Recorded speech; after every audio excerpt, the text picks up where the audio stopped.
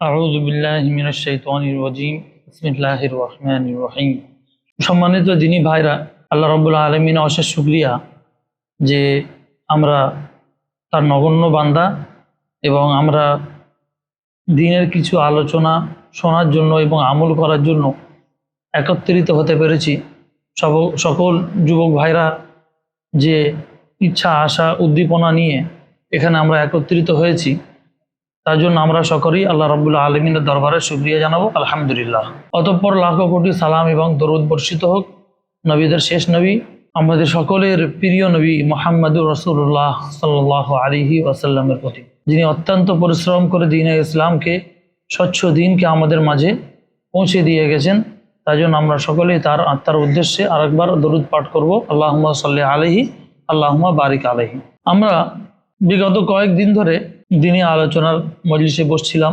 তার মধ্যে আমাদের একটা কথা উঠে আসলো যে সপ্তাহে একদিন আমাদের তাফসিরুল কোরআনের ধারাবাহিক দার্স হবে। তাফসিরুল কোরআনের ধারাবাহিক দার্স, কোরআন মাজিদ কি আল্লাহ তাআলা পাঠিয়েছেন মানব জাতি হেদায়েতের জন্য, এবং যে কোরআন মাজিদকে সম্মান করলেই আল্লাহ তাআলা সম্মান দান করবেন, এবং যে কোরআন মাজিদের উপরে আমল করলে আমরা সকলেই আল্লাহ রাব্বুল আলামিনের দরবারে তার পুরস্কার পাবো।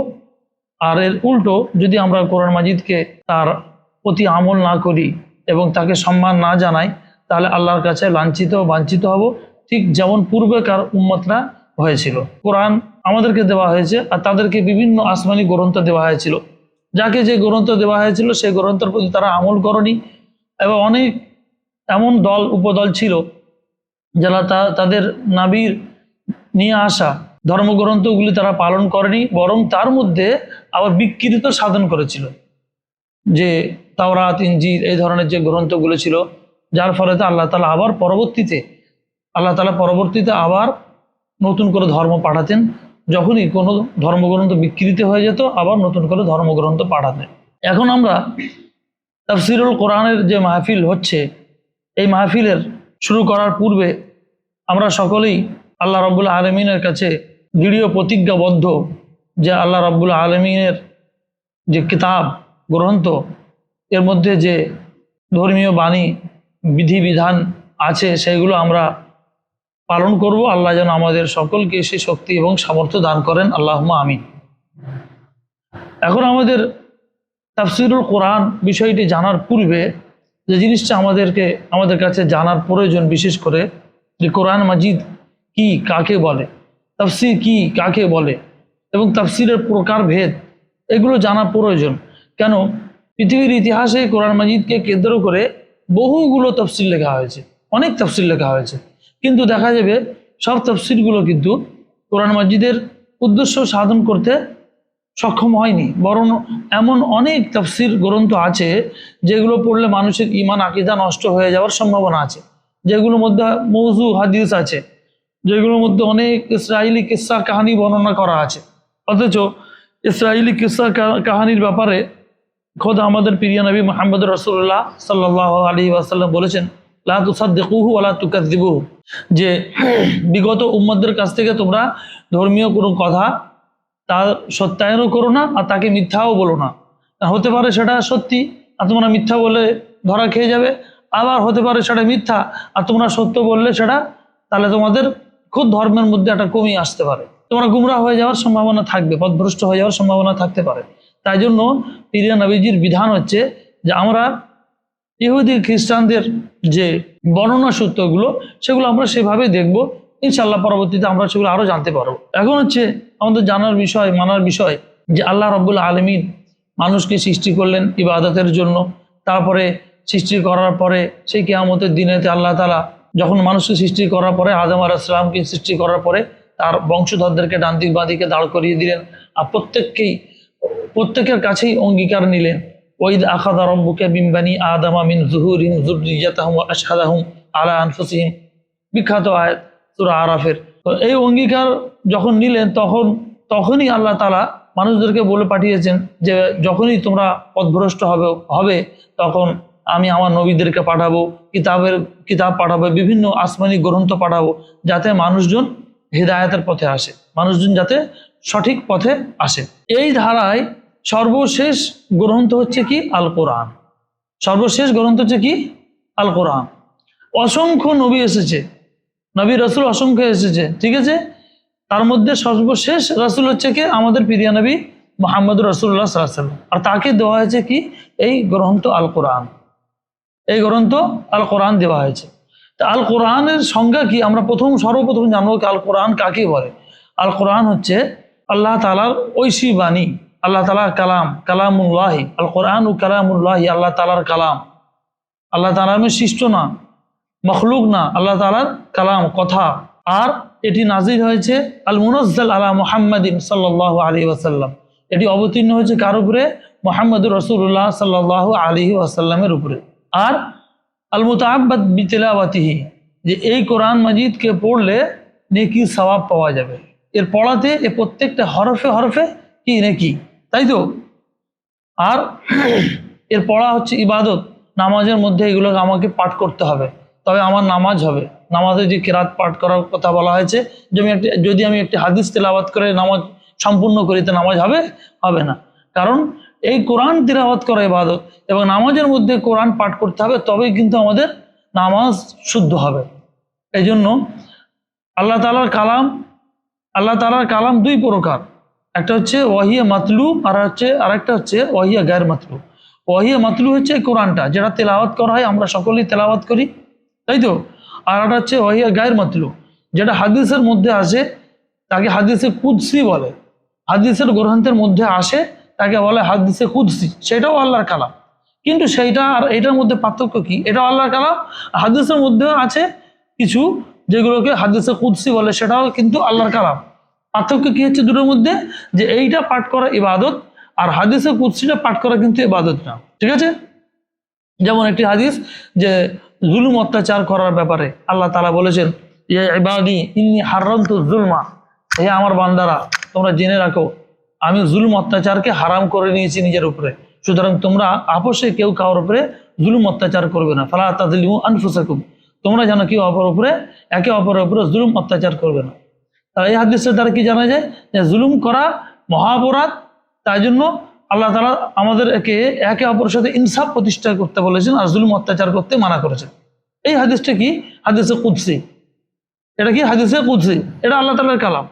কেন আল্লাহ তাআলা এই হাদিসগুলোকে বর্ণনা করেন কোত্থেকে? ওই হাদিসটা খুললে দেখা যাবে যে ক্বালা রাসূলুল্লাহ সাল্লাল্লাহু আলাইহি ওয়াসাল্লাম আনিল্লাহি, আল্লাহ তাআলার তরফ থেকে বর্ণনা করছেন। যেমন আমরা যে হাদিসে দেখি না, আন করে থাকে না, অমুক সাহাবী থেকে বর্ণিত, আন জাবির, আন সামুরা বিন জুদ্দুব থাকে, তো এইটা থাকবে কি? আর রাসূলুল্লাহ সাল্লাল্লাহু আলাইহি ওয়াসাল্লাম, রাসূলুল্লাহ সাল্লাল্লাহু আলাইহি ওয়াসাল্লাম বর্ণনা করেছেন কার কাছ থেকে? আল্লাহ তাআলার কাছ থেকে। এটা এইভাবে রিওয়ায়াতটা থাকবে। এটাও আল্লাহর কালাম, কিন্তু এই কালামটা হাদিসের মধ্যে যেটা এই ধরনের কালাম থাকে, যেটাকে হাদিসে কুদসি বলা হয়, সেইটা আর এই কালামের মধ্যে পার্থক্য হচ্ছে এই, যে এই কালামটা পড়া ইবাদত, আর ওই কালামটা পড়া কি? ইবাদত না। এটা হচ্ছে বুনিয়াদি পার্থক্য, ঠিক আছে। তাহলে কোরআনের সংজ্ঞা কি হলো? কোরআন হচ্ছে আল্লাহর কালাম, যারা মুহাম্মদ সাল্লাল্লাহু আলাইহি ওয়াসাল্লামের প্রতি অবতীর্ণ হয়েছে, আর যার তিলাওয়াত করা কি? ইবাদত। অনেকে আরো অনেক কিছু যুক্ত করে শব্দটা আর একটু বাড়িয়ে কোরআনের সংজ্ঞা বলেছে, কিন্তু এই তিনটা হচ্ছে মৌলিক বিষয়, ঠিক আছে। আরো অনেকে বলেছে যে যেটা জিবরিল আলাইহিস সালাম নিয়ে এসছে, যেটা রমজান মাসে অবতীর্ণ হয়েছে, ঠিক আছে। এগুলো অনেকেই যুক্ত করেছে, কিন্তু তিনটে মৌলিক পয়েন্ট মনে রাখলে যথেষ্ট।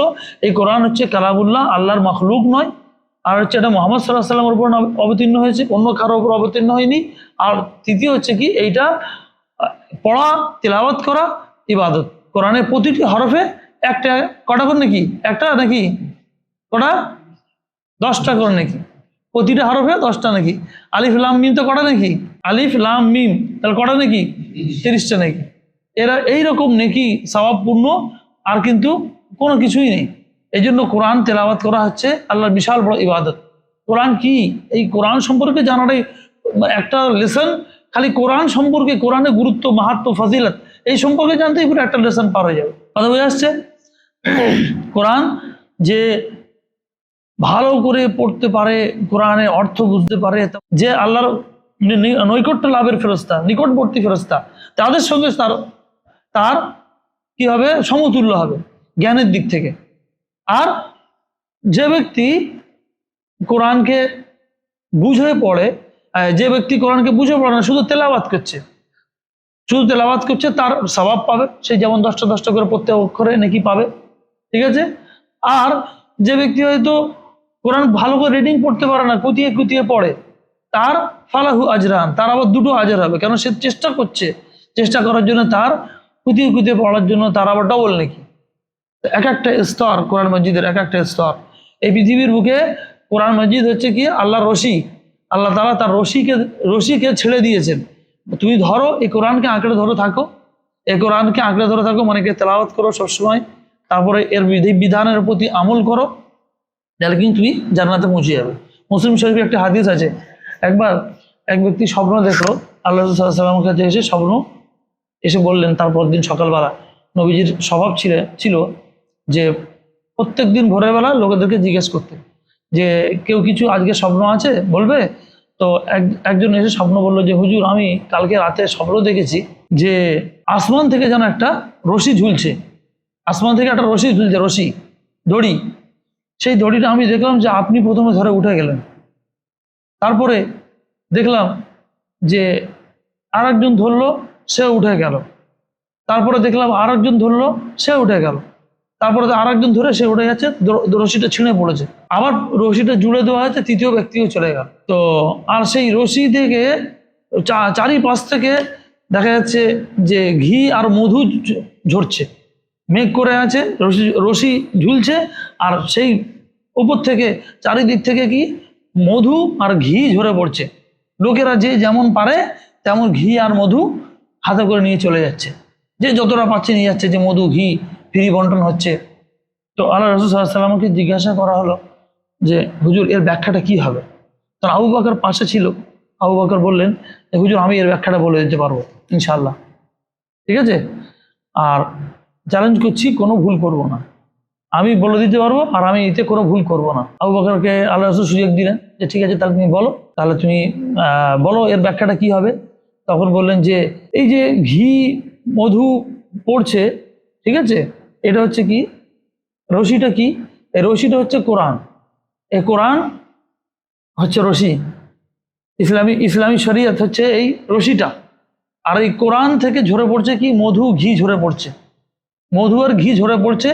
যে যতটা কোরআনকে বুকে লাগাতে পারছে, যে যতটা কোরআনের প্রতি আমল করতে পারছে, সে তত ওই ঘি আর মাখন নিয়ে চলে যাচ্ছে, ঘি মধু মাখন নিয়ে চলে যাচ্ছে। তারপরে বললেন যে প্রথমে যে ব্যক্তির উঠে গেল ওইটা হচ্ছে আপনি, দ্বিতীয় ব্যক্তি আপনার সাহাবী, তারপরে রশিটা কেটে গেল, আবার জুড়ে দেওয়া হলো, তারপরে আপনার সাহাবী উঠে গেল। তো আল্লাহ রাসূল সাল্লাল্লাহু আলাইহি ওয়াসাল্লামকে ব্যাখ্যাটা যখন শোনালেন, তো আল্লাহ রাসূল সাল্লাল্লাহু আলাইহি ওয়াসাল্লাম বললেন যে তোমার ব্যাখ্যাটা সব ঠিক আছে, তুমি একদম সঠিক, অ্যাপ্রোপ্রিয়েট, পারফেক্ট ব্যাখ্যা দিয়েছো, শুধু একটি কথা ছাড়া। সেই কথাটা কি? এটা হাদিস, হচ্ছে মুসলিম শরীফের হাদিস, যে তুমি যে বললে যে আমি আশা করছি, আমি চ্যালেঞ্জ করছি কোনো ভুল করব না, এইটা করবে না। ব্যাখ্যা ঠিক দিয়েছো, কোনো সময় কাউকে চ্যালেঞ্জ করবে না, কোনো সময় কাউকে ভুল, এই যে মানুষ এখন করছে না বক্তারা, আমি এত টাকা চ্যালেঞ্জ করছি, আমি এই বলছি করে না, তুচ্ছ তাচ্ছিল্য করা, এগুলো করাটা ঠিক হবে না। এই হাদিস দ্বারাও প্রমাণ হয় যে তুমি যতটা জানো, ভাই আমার এটা জানা মানার মধ্যে এটা ধরা পড়েছে, এইটা হচ্ছে ইসলামী শরীয়তে আমি বুঝতে পেরেছি, যদি আমার ভুল থাকে বলো, আর যদি আমার রেফারেন্সের মধ্যে কোনো ভুল থাকে তুমি সেটা ধরিয়ে দাও, আর যদি তোমার ভুল থাকে তুমি সংশোধন করে নিতে পারো। এটা হচ্ছে দাওয়াতে একটা পদ্ধতি। আর কোরআনের তো বহুত ফজিলত, যে বলে বোঝানো যাবে না। এক একটা জুমার খুতবায় তো কোরআন সম্পর্কেই হয়, দেখা যাচ্ছে এক একটা জুমার খুতবায় কোরআন সম্পর্কেই হয়ে যায়। তো তোর মধ্যে আরেকটি ঘটনা এরকম ধরনের পাওয়া যায় যে কোরআনের অনেকগুলো ঘটনার মধ্যে আরেকটি ঘটনা এটা, যে এক ব্যক্তি একবার রাতে কোরআন পড়ছে, আর এটা রমজান মাসের ঘটনা, রাতে কোরআন পড়ছে, সারা রাত কোরআন পড়ছে, আর পাশে ঘোড়া খালি হিন হিন করছে, ঘোড়া যে ডাকে না হিন করছে, আর সে রাতে কোরআন বন্ধ করতে বাইরে দেখে ঘোড়া কেন লাফালাফি করছে, দেখি এসে দেখে যে যেই আসে ঘোড়া বন্ধ হয়ে যাচ্ছে, আবার যখন সে পড়তে লাগছে আবার দেখছে ঘোড়া হিন করছে, আবার আসছে বন্ধ হয়ে যাচ্ছে। লাস্টে বললো যে কোনো মনে হচ্ছে অসুবিধা হচ্ছে, হয়তো সে কোরআন পড়া বন্ধ করে দেয়। আর সকালে উঠে দেখে যে একটা আলো আলো ঝরে পড়ছে, আলো পুরো একদম সকাল থেকে ওই পর্যন্ত লাইট ঝরে পড়ছে। মানে সেই তখনই ও দেখতে পায় যে একটা লাইট ঝরে পড়ছে উপর থেকে, একটা কেন ফোকাসের লাইট যেন একটা ঝরছে। তখন আল্লাহ রসুলামকে এসে সেই সাহাবীরা এসে বললেন যে আল্লাহ রসুল, কালকে রাত্রে আমার সাথে এই ঘটনা ঘটেছে, আমি কোরআন তেলাওয়াত করছি, আমার ঘোড়াটা পাশে শুধু লাফালাফি শুরু করেছে। তখন আল্লাহ রসুল বললেন যে তাই, তারপরে কি হলো? বলে আমি লাস্টে বুঝতে পারিনি, ঘোড়া বন্ধ করে দিয়ে এই ঘোড়া যাতে লাফালাফি না করে, লম্প না করে, তার জন্য আমি কোরআন পড়া ছেড়ে দিয়েছি। আর লাস্ট আমি বার হয়ে দেখি একটা উপর থেকে একটা এখানে 6টা লাইটের ফোকাস যেন এসে পড়েছে। তখন আল্লাহ রসুল বললেন যে জেনে রাখো, তোমার ওই কোরআন পড়ার জন্য আসমান থেকে ফেরেশতারা তোমার পড়া শুনতে আসছিল। আর ওই যে লাইটটা দেখতে পাচ্ছ, ওইগুলো ফেরেশতাদের নামার ওঠার জায়গা, ফোকাস। যদি তুমি সকাল পর্যন্ত ফজর পর্যন্ত পড়তে, তাহলে লোকেরা তোমার ওই ফোকাসটা দেখতে পেত। কথা বুঝলে তো? এই কোরআনের এত ফজিলত, রাতের কোরআন পড়া, ফজরের কোরআন পড়া কত নেকিপূর্ণ। ইন্না কোরআনের ফজরি কানা মাশহুদা, এই ফজরের কোরআন পড়া সাক্ষ্য দেওয়া হয়। এর মানেটা কি? হাদিসের ব্যাখ্যা আছে যে ফজরের কোরআন পড়া মানে রাতের বেলা যে ফেরেশতাগুলো উপরে উঠে যায়, আর আবার দিনে ফেরেশতা যেগুলো নামে, দুই ধরনের ফেরেশতাই সাক্ষী থাকে ফজরের সময় যদি কোরআন পড়া হয়। ঠিক আছে? ফজর মানে ফজরের যখন সুবে সাদিক হয়ে গেল, নামাজের সময় হয়ে গেল, তখন থেকে মসজিদ আজান হয়ে গেল, আজান থেকে নিয়ে নামাজ পর্যন্ত দেখা যাচ্ছে 8 ঘন্টার সময় আছে কি না? তা আমি যেই আজান হয়ে গেল মসজিদে চলে গেলাম, আর মসজিদে চলে গিয়ে 15 মিনিট যার সময় থাকে দূরে নফল নামাজ পড়ে আমি কি কোরআন পড়তে লেগে গেলাম। তাহলে এই যে সময়টাতে কোরআন পড়াতে কি হয়, যে রাতের ফেরেশতারা উপরে উঠে যাচ্ছে তোমার নামায় আমল নিয়ে, আবার সকালে ফেরেশতারা আসছে, তাহলে নামায় আমলের রাতের ফেরেশতাদের কাছে আর দিনের ফেরেশতা উভয়ের কাছে নামায় আমল জমা হয়ে যাচ্ছে। এই জন্য বলা হয় যে ফজরের সময় কোরআন তেলাওয়াত করলে এটা সাক্ষ্য দেওয়া হয়। ঠিক আছে? কোরআনের আরো বহু বহু ফজিলত আছে। আর ঠিক এর উল্টোটাও তাই, যদি কেউ কোরআন না পড়ে, কোরআন যদি আমল না করে, তার পরিণাম কি হবে? যেটা সূরা ফুরকানের মধ্যে আল্লাহ তাআলা বলেছেন, ওয়াকালা রাসূলু ইয়া রাব্বি ইন্না কওমি ইত্তাখাযুল কুরআনা মাহজুরা, ইন্না কওমি ইত্তাখাযুল কুরআনা মাহজুরা, যে আল্লাহ এই কিয়ামতের দিবসে প্রত্যেক নবী থাকবে, রাসূল সাল্লাল্লাহু আলাইহি ওয়াসাল্লাম থাকবে, আর তার উম্মতি যারা কোরআনের প্রতি আমল করেনি, কোরআন ছেড়ে দিয়ে বসেছিল, সামনে আনা হবে। আর তখন জবাব সওয়াল হবে, তোমার উম্মতিদেরকে তুমি কি তাবলীগ করোনি? তখন বলে, ইয়া আল্লাহ, আমি তো তাবলীগ করেছি, এরা কোরআন ছেড়ে দিয়ে বসেছিল, এরা কোরআনের প্রতি আমল করোনি। ঠিক আছে? তাহলে কিয়ামতের দিবসে আমাদের যদি কোরআনকে যত্ন না নিই, আমরা যদি কোরআন না পড়ি, তাহলে আমাদের জন্য দুর্ভাগ্য। যেসব ভাইরা কোরআন পড়ে না তাদের জন্য দুর্ভাগ্য যে কিয়ামতের দিবসে খোদ রাসূলুল্লাহ সাল্লাল্লাহু আলাইহি ওয়াসাল্লাম তাদের জন্য সাক্ষ্য দেবে। এর থেকে বড় দুর্ভাগ্য কি হতে পারে? তার কোরআন পড়া আর কোরআন পড়ার পরে কোরআনের প্রতি আমল করা, এটা বহুত বড় জিনিস। তবে আল্লাহর রহমত, কল্যাণ, বরকত হবে, এবং একটা মানুষ নাজাত তখনই পাবে যখন কোরআনের প্রতি সে পূর্ণাঙ্গ আমল করবে। এই কথা আল্লাহ তাআলা এখানে বলেছেন, ওয়াকালা রাসূলু ইয়া রাব্বি ইন্না কওমি ইত্তাখাযু হাযাল কুরআনা মাহজুরা, হে আল্লাহ, যে আমার কওম, আমার জাতি কোরআনকে ছেড়ে দিয়ে বসেছিল, কোরআনকে ছেড়ে দিয়েছিল। কোরআনকে ছেড়ে দেওয়া মানে কোরআনের প্রতি কোরআন তেলাওয়াত না করা, কোরআনের প্রতি আমল না করা, ব্যাস। আর এখন মুসলমানদের অবস্থা কি? কোরআনকে শুধু তাকে লাগিয়ে রেখে দেয়, আর সেই একবার আসবে বছরের শেষে কোরআন, সেই আসবে যখন রমজান মাস কিংবা শবে বরাত যখন আসবে তখনই কোরআন তেলাওয়াত হবে। না, কোরআন তেলাওয়াত প্রত্যেক দিন করতে হবে। কোরআন তেলাওয়াত বলা হয়েছে যে কোরআন দিকে দেখা, এটা কোরআনে যে সচক্ষে দেখা, এটা আল্লাহর রহমত। আল্লাহর রহমত পাওয়ার একটা মাধ্যম, যে সচক্ষে কোরআন দেখে দেখে পড়া, এবং এর নেকি বেশি। কোরআন দেখে দেখে পড়ায় নেকিও বেশি। ঠিক আছে? এটা বহুত বড় বরকতময় জিনিস, বহুত বড় মানে কল্যাণময় জিনিস। যে এটাকে ধরতে পারবে, সে একটু আগেই যে হাদিসটা বললাম মুসলিম শরীফের হাদিস, ওটা খেয়াল রেখে বিবেচনা করা যে কোরআন কত বরকতময় জিনিস। কোরআনকে যে ধরে থাকবে সে কোনোদিন গুমরা হবে না। ঠিক আছে? কিন্তু কোরআনকে আবার বুঝতে হলে কিভাবে বুঝতে হবে? যে এটা হচ্ছে, কোরআনটা হচ্ছে কি টেক্সট, তাই তো? টেক্সট বইটাকে আবার ব্যাখ্যা করেছে। কে ব্যাখ্যা করেছে? স্বয়ং মুহাম্মদুর রাসূলুল্লাহ সাল্লাল্লাহু আলাইহি ওয়াসাল্লাম। এই কোরআনের অর্থ কি হবে না হবে, কোথাকারের অর্থ কি হবে না হবে, সবগুলোর ব্যাখ্যা কিন্তু দেখবে তুমি বুখারী শরীফ খোলো, মুসলিম শরীফ খোলো, বা আবু দাউদ, নাসাই, তিরমিজি, যে কোনো হাদিসের গ্রন্থ খোলো, একটা কোনো অধ্যায় আছে কি যে কিতাবুত তাফসির বলে। কিতাবুত তাফসিরটা কি? বিভিন্ন কোরআনের আয়াতের বর্ণনা দেওয়া আছে, যে এই আয়াতের এই ব্যাখ্যা, এই আয়াতটা এই সময় অবতীর্ণ হয়েছিল, তারপরে বিভিন্ন আয়াতের ব্যাখ্যা ওখানে দেওয়া আছে। আর এটা আল্লাহ তাআলা স্বয়ং রাসূলুল্লাহ সাল্লাল্লাহু আলাইহি সাল্লামকে শিখিয়েছেন, স্বয়ং। যে এমন নয় যে তিনি মন গড়া কথা বলেছেন। ইন হুয়া ইল্লা ওয়াহয়ু ইউহা, যে নবী সাল্লাল্লাহু আলাইহি সাল্লাম নিজে থেকে কোনো কথা বলেন না, যা কিছুই বলেন সব আল্লাহর সমর্থনে, আল্লাহ তাআলার সহযোগিতায়। যা আল্লাহ তাআলা তার অন্তরের কথাটা বসিয়ে দিল, যা আল্লাহ তাআলা জিবরিল আলাইহিস সালামকে দিয়ে তাকে বুঝিয়ে দিল যে এইটার এই অর্থ এটা হবে, এটার এই অর্থটা এখানে ফিট খাবে, এই আয়াতটা এখানে বসবে, এই সূরাটা এখানে বসবে, সব কিছুই কি করা? জিবরিল আলাইহিস সালামকে দিয়ে সেটিং করা। তিনি মুহাম্মদ সাল্লাল্লাহু আলাইহি ওয়াসাল্লামকে বলেছেন, তিনি সেটিং করেছেন। অমুসলিম যারা আছে, ইউরোপ কান্ট্রির যারা লোক আছে, তারা বলে যে কোরআন মুহাম্মদ সাল্লাল্লাহু আলাইহি ওয়াসাল্লামের তৈরি করা, তার লেখা, ঠিক আছে। আর কোরআনের যে আয়াতের বিন্যাসগুলো, তারপরে সূরার বিন্যাসগুলো, এগুলো পরবর্তীকালে তার লোকেরা, মুহাম্মদ সাল্লাল্লাহু আলাইহি ওয়াসাল্লামের লোকেরা নিজেদের মতো করে সেটিং করে দিয়েছে। কিন্তু না, কথাটা ভুল। প্রত্যেকটা সেটিং, প্রত্যেকটা আয়াত কিভাবে কোথায় বসবে না বসবে, সব কিছুই কে? জিবরিল আলাইহিস সালাম মুহাম্মদ সাল্লাল্লাহু আলাইহি ওয়াসাল্লাম শিখিয়েছিলেন।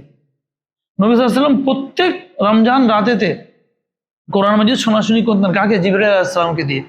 আর শেষ বছর, যে বছর তিনি দুনিয়া ছেড়ে চলে যাচ্ছিলেন, সেই বছর দুবার কোরআন শুনিয়েছিলেন। সুতরাং কোরআন যদি সেট না থাকে তাহলে শোনানো কিভাবে? পুরো একটা সিস্টেম, পুরো সেটিং, সূরাতের বিন্যাস, কিভাবে কোন সূরাটা কোথায় যাবে, কিভাবে কোন আয়াতটা কোথায় যাবে, সব কিন্তু কার শেখানো? জিবরিল আলাইহিস সালামের, আল্লাহর তরফ থেকে জিবরিল আলাইহিস সালাম এসে আমাদের প্রিয় নবী মুহাম্মদ রাসূলুল্লাহ সাল্লাল্লাহু আলাইহি ওয়াসাল্লামকে শিক্ষা দান করে গেছেন, ঠিক আছে। আর তার ব্যাখ্যাটাও তাই, তার প্রতিটি ব্যাখ্যাও, যেটা জিবরিল আলাইহিস সালাম প্রত্যেকটা বিষয় আল্লাহ তাআলা রাসূলুল্লাহ সাল্লাল্লাহু আলাইহি ওয়াসাল্লামকে শিখিয়ে গেছেন।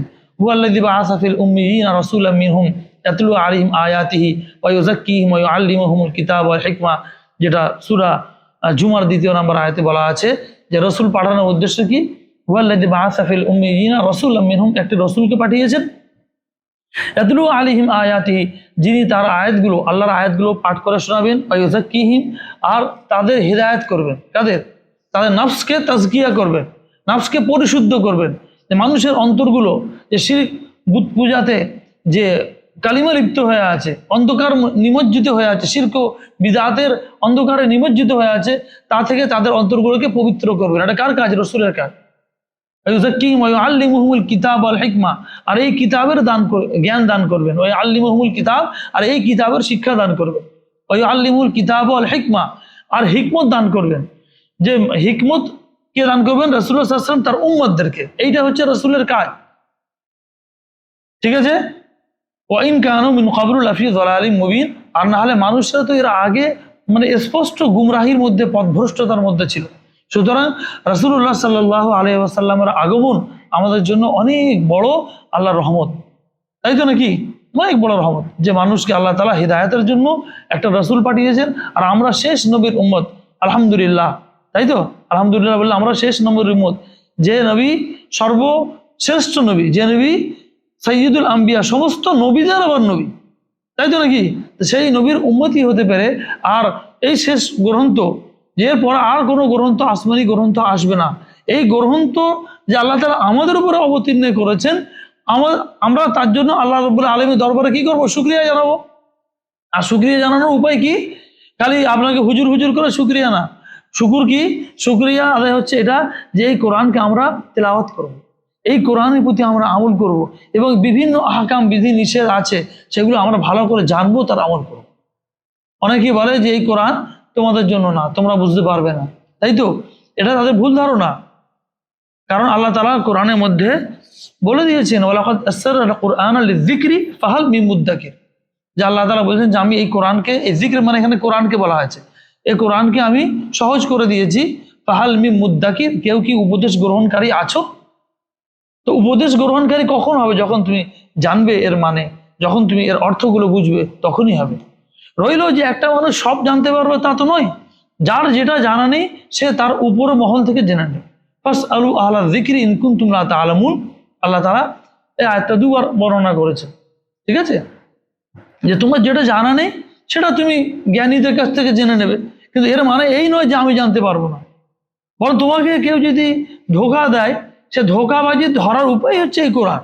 এই কোরআনে দেখি তো শিরিক বিদআতের কথা কি লেখা আছে, এই কোরআনে দেখি তো নিফাকের কথা কি লেখা আছে, যে আমি যখন সরাসরি এগুলো পড়বো তখন আমি অনেক জিনিস বুঝে আসবো। হতে পারে কিছু জিনিস না বুঝে আসতে পারে, সেটা আমি কি যে জ্ঞানী, যে আমার থেকে যে জ্ঞানী আছে তার কাছে আমি জেনে নেব, কিন্তু এর মানে এই নয় মানুষের মাঝে ভুল ধারণা দেওয়া যে এই কোরআন বুঝতে পারবে না। এটা কারা? দেখা যায় যে ইহুদি খ্রিস্টানদের আলেমরা তাই করতো, এখন ব্রাহ্মণরাও তাই করে। তারা বলে যে এটা তোমরা ছোট জাতি, এটা তোমাদের বুঝে আসবে না, এটা তোমরা বুঝতে পারবে না। তো ইহুদিদের আলেমরাও তাই করতো। তারা কি করতো? তাওরাত ইনজিলের পরিবর্তন সাধন করে আর নিজেদের মধ্যে ক্ষমতা হাতে রাখতো, জনগণকে তারা সে খালি বিধানটা বলতো, আর বিধানের মধ্যে কি রদ্দ বদল করে পরিবর্তন করে বলতো, আসল জিনিসটা কাউকে দেখাতো না। সুতরাং সঠিক জিনিসটা আমাদের জানতে গেলে, আমাদের ঈমান আকীদা শুদ্ধ করতে গেলে আমাদেরকে কিন্তু কোরআন জানতে হবে। প্রথমে শেখা কি? কোরআন তেলাওয়াত জানা, তারপরে কোরআন অনুবাদ জানা, তারপরে কি কোরআনের তাফসীর জানা, যেটা জানার জন্য আমরা এখানে বসেছি কিন্তু, তাই তো? তাফসীরকে জানার জন্য আমরা এখানে বসেছি। তাফসীরের অর্থ কি? তাফসীরের অর্থ হচ্ছে আরবি শব্দ তাফসীর, যার অর্থ হচ্ছে কি খুলে খুলে বর্ণনা করে দেওয়া, স্পষ্ট করে বর্ণনা করে দেওয়া। যে কোরআনের যে অর্থগুলো আছে সেই অর্থগুলো স্পষ্ট করে বর্ণনা করে দেওয়ার নাম কি হচ্ছে? তাফসীর। কোরআনের বিভিন্ন অর্থ আছে, যেমন একজন সাহাবী কথা বল, দেখো একজন সব সব মানুষ সব জানবে না, এই একটা উদাহরণ দিতে যাচ্ছি, সেই উদাহরণটা কিন্তু খুবই ইম্পর্টেন্ট উদাহরণ। যেমন একজন সাহাবী এই আয়াতটা পড়ার পরে সে রাতের মধ্যে ট্রাই করতে যাচ্ছিল। কি আয়াতটা দেখো, রমজান মাসে রাতের বেলাতে এটা হুকুমটা আছে, উহিল্লা লাকুম লাইলাতাস সিয়ামি রাফাসু ইলা নিসাইকুম, তোমাদের জন্য হালাল করা হয়েছে রমজান মাসে রোজা অবস্থাতে তোমাদের স্ত্রীদের কাছে তোমরা যাবে, মানে স্ত্রীদের কাছে রাতের বেলাতে যে বৈধভাবে তাদের সহবাসে লিপ্ত হওয়া, এগুলো যায়। তারপর হুন্না লিবাসুল্লাকুম আনতুম লিবাসুল্লাহুন্না, তারা তোমাদের জন্য পোশাক স্বরূপ আর তোমরা তাদের জন্য পোশাক স্বরূপ। তার মানে কি? পোশাক স্বরূপ মানে কি? লিবাস মানে তো পোশাক, এটা তো তোমরা বুঝতে পারবে না। এইটা জানার জন্য আমাকে তাফসীর বুঝতে হবে। মানে আমরা পোশাক আমাদের গায়ের সাথে লেগে থাকে, তাই তো? আমাদের হাল হকিকত সব জানে। তার স্ত্রীরা আমাদের কি পোশাক স্বরূপ, মানে কি আমার অন্তরের ভেদের রাজ, আমাদের আমাদের আমার সব রাজ কে জানবে? আমার স্ত্রী জানবে। এই স্ত্রীর সমস্ত রাজ কে জানবে? আমরা জানবো, তাই তো? আমাদের স্ত্রীর রাজ আমরা জানবো। তো এক নারী স্ত্রী পরিপূরক, হুন্না লিবাসুল্লাহু আনতুম লিবাসুল্লাহুন্না, যদি এটা বাহ্যিক অর্থ পড়ো, অনুবাদে কি লেখা থাকবে? এটা লেখা থাকবে তারা তোমাদের পোশাক স্বরূপ, তোমরা তাদের পোশাক স্বরূপ। জানতে পারবে? জানতে পারবে না। তার জন্য কি তাফসীর জানতে হবে, যে এইটার ব্যাখ্যা প্রিয় নবী মুহাম্মদ রাসূলুল্লাহ সাল্লাল্লাহু আলাইহি ওয়াসাল্লাম কি দিয়েছে। যতক্ষণ এটা জানতে পারবো, তাফসীর জানতে পারবো, তার মানেটা আমরা পরিপূর্ণ বুঝতে পারবো না, তাই তো নাকি?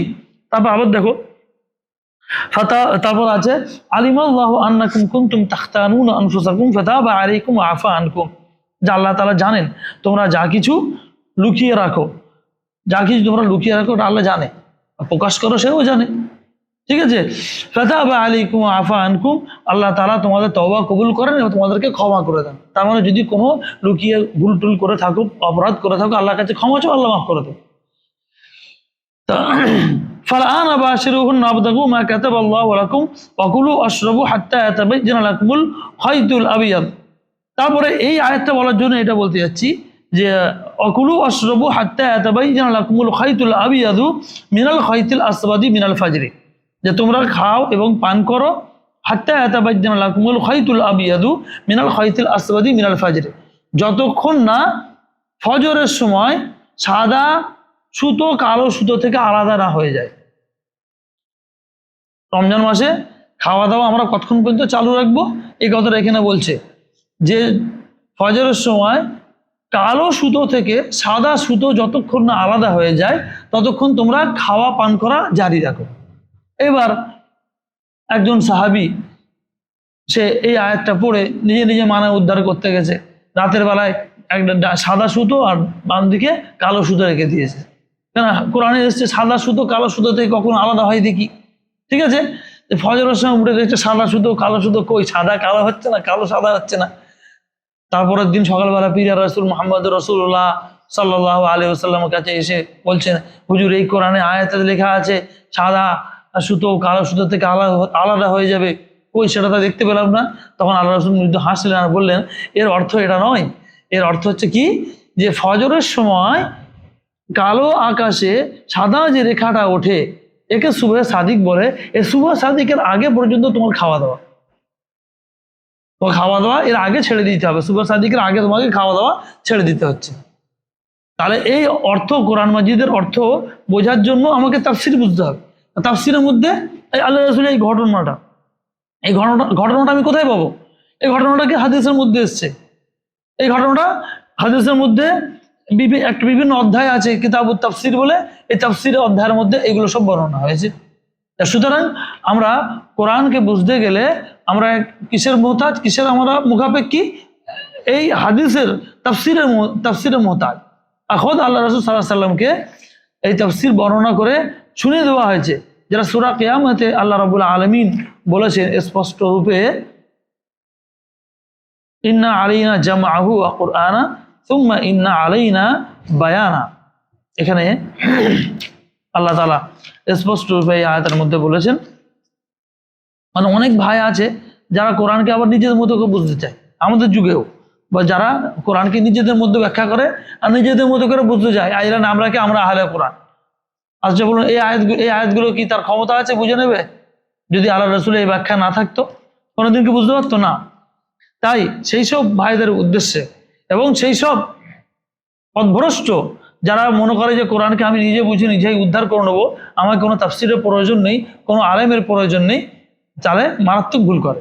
জ্ঞান অর্জন করার দুটো মাধ্যম, একটা হচ্ছে কি আলেমের কাছে দিন শেখা, আর হচ্ছে কি সেই আলেম হয়তো দুনিয়াতে গত হয়ে গেছে কিন্তু বই লিখে রেখে গেছে, তো সেই বইটা আমি পড়লে বুঝতে পেরে যাব। যেমন তাফসির ইবনে কাসির, এটা কি কোরআনের তাফসির। এখানে কি কোরআনের মধ্যে যত এই একটা আয়াতের ব্যাখ্যা অন্য আয়াতে পাওয়া যাচ্ছে, সেই আয়াতটাকে তুলে এনে রেখেছেন। একটা আয়াতের ব্যাখ্যা আয়াত এবং হাদিসও পাওয়া যাচ্ছে, সেই হাদিসটা তিনি তুলে এনে রেখে দিয়ে গেছেন। সুতরাং এইটা কোনো আলেম যদি পড়ে সহজে বুঝে যাবে। আর এখন বাংলা ভার্সানও বেরিয়েছে, সে বাংলা ভার্সান পড়লেও সাধারণ পাবলিকও বুঝতে পারবে। হ্যাঁ, এবার যেখানে বুঝতে পারবে না সেখানে ওই কায়দা, ওই নীতিমালা জারি হবে যে ফাসআলু আহলা যিকরি ইন কুনতুম লা তা'লামুন, যখন তোমরা যেটা জানবে না সেটা কার কাছে জেনো? জ্ঞানীদের কাছে জেনে নাও। বিল বাইয়িনাত ওয়াজ জুবুর, দলিল সহকারে তোমরা জানবে। পরের আয়াতে ওখানে উল্লেখ করা আছে দলিল সহকারে জানবে। তো এইখানে আল্লাহ রাব্বুল আলামিন এই ঘোষণাটা দিলেন, ইন্না আলাইনা জামআহু ওয়া কুরআনা, নিশ্চয় কোরআনকে একত্রিত করা আর কোরআনকে পাঠ করে শোনানো, এটা কার দায়িত্ব? আমার দায়িত্ব। আল্লাহ রাব্বুল আলামিন বলছেন, যখন কোরআন আসতো কে নিয়ে আসতো? জিবরিল আলাইহিস সালাম নিয়ে আসতো। আর মুহাম্মদ সাল্লাল্লাহু আলাইহি সাল্লামকে প্রথমে পাঠ করে কে শোনাতো? জিবরিল আলাইহিস সালাম। আর তখন নবী সাল্লাল্লাহু আলাইহি সাল্লাম কি করতেন? যখন কোরআন পাঠ করে যখন কোরআন শোনাতেন এসে জিবরিল আলাইহিস সালাম, তখন নবী সাল্লাল্লাহু আলাইহি সাল্লাম মুখস্থ করার জন্য তাড়াহুড়ো করতেন। যেই জিবরিল আলাইহিস সালাম বলতেন উনি সাথে সাথে পড়তে লাগতেন। তখন আল্লাহ তাআলা ঘোষণা করলেন, তার একটি আয়াত আগে কথা বলা হয়েছে যে লা তুহাররিক বিহি লিসানাকা লিতাআজালা বি, আপনি জিবরিলের কথা শুনে সঙ্গে সঙ্গে জবান নাড়ানাড়ি শুরু করবেন না, প্রথমে ভালো করে শুনে নেবেন। লা তুহাররিক বিহি লিসানাকা, আপনি আপনার জিহ্বাকে নাড়াবেন না, লিসানাকা লিতাআজালা বি, যাতে আপনি জলদি করেন। এটা সূরা কিয়ামত কত নম্বর আয়াত? 16 নম্বর আয়াত। তারপর আয়াত কি? ইন্না আলাইনা জামআহু ওয়া কুরআনা, নিশ্চয়ই কোরআনকে একত্রিত করা এবং কোরআনকে পড়ে শোনানোর দায়িত্ব কার? আল্লাহ রাব্বুল আলামিন বলেছে আমার। মানে আমি জিবরিলের মাধ্যমে তোমাকে পড়ে শুনিয়ে দিচ্ছি। হ্যাঁ নবী, ফাইদা করানাহু ফাত্তাবি কুরআনা, হে নবী যখন পড়া হয়ে যাবে তখন তুমি তার অনুসরণ করবে। ফাইদা করানাহু, যখন আমার ফেরেশতা জিবরিল পড়ে পাঠ করে শেষ করবে তারপর আপনি পড়বেন। সুম্মা ইন্না আলাইনা বায়ানা, তারপরে আবার কি? সুম্মা ইন্না আলাইনা বায়ানা, তারপরে এর ব্যাখ্যা, এর বর্ণনা দেওয়াও আমার দায়িত্ব। প্রথম হচ্ছে কি কোরআন পড়া, আর তারপরে কোরআনের ব্যাখ্যা দেওয়ার দায়িত্ব কার? আল্লাহ তাআলা। তাহলে এই আয়াত দ্বারা, যে সূরা কিয়ামত 19 নম্বর আয়াত দ্বারা এটা প্রমাণ হয় যে কোরআন পড়ে এবং কোরআনের ব্যাখ্যা দেওয়ার দায়িত্ব স্বয়ং কে তুলে নিয়েছে? মহান আল্লাহ সুবহানাহু ওয়া তাআলা। আর যেটা নবী সাল্লাল্লাহু আলাইহি ওয়াসাল্লাম যে ব্যাখ্যাটা দিচ্ছে সেইটাই আমাদের কাছে এসছে কি হাদিস রূপে, সেইটাই হচ্ছে ব্যাখ্যা, তাই তো নাকি? মাধ্যমিকের যদি আমরা দেখি, মাধ্যমিকের সরকার থেকে বই দেয়, এইটুকু বই দেয়, আর চটি চটি বই, ঠিক আছে।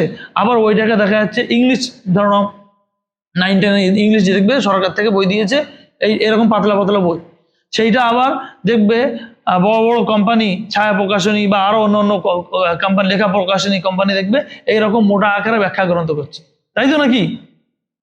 কেন? ছাত্রদের সুবিধার জন্য, ছাত্ররা আরো ভালো করে সেই টেক্সট বুকটা বুঝতে পারবে, যাতে তাদের কোথাও কোনো জায়গায় জড়তা না থাকে, কোনো জায়গায় কমি না থাকে। তার জন্য কি বড় বড় কি করে তারা আবার ব্যাখ্যা গ্রন্থ লেখে, তো যেটাকে আমরা মানে বই বলি, তাই তো নাকি? আমাদের ভাষায় মানে বই বলি। তো এই কোরআনটা হচ্ছে কি টেক্সট, তাই তো? এই টেক্সটটা ব্যাখ্যা কি, পুরো হাদিস শাস্ত্রটা হচ্ছে কি পুরো ব্যাখ্যা, পুরো হাদিস শাস্ত্রটা।